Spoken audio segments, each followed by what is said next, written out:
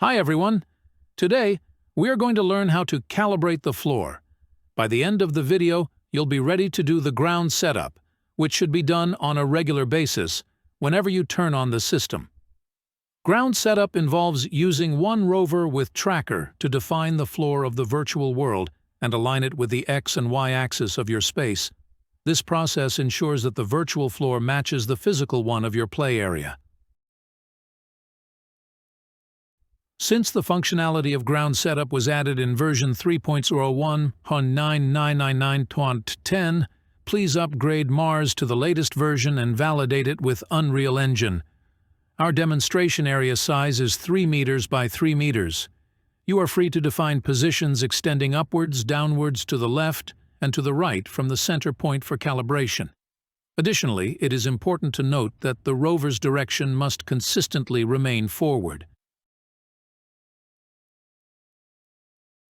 Let's check the Z-axis offset in reality before the floor calibration. First, move the camera from point A, and here's the location in Unreal Engine. Then, move the camera to point B, and get the location as well. Here's the location of points A and B.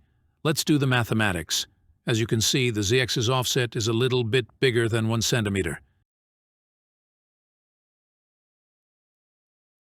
The floor calibration does matter when using tracking shot. Go to the Mars panel, click Ground Setup, and press Start. Choose rover you want for ground setup. Place the rover and the Vive tracker in the center of your floor. Make sure the rover is facing the desired forward direction.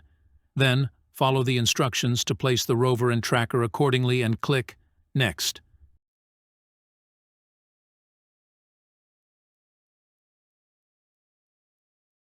Now, the ground setup is complete.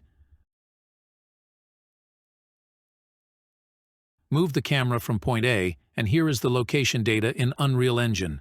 Then, move the camera to point B and get the location data. Let's do the mathematics again. As you can see, the Z-axis offset is optimized to 0.007 centimeter. Here is a quick summary to verify the result. By doing the ground setup, you will have a virtual floor that perfectly matches the physical one of your play area. Thank you.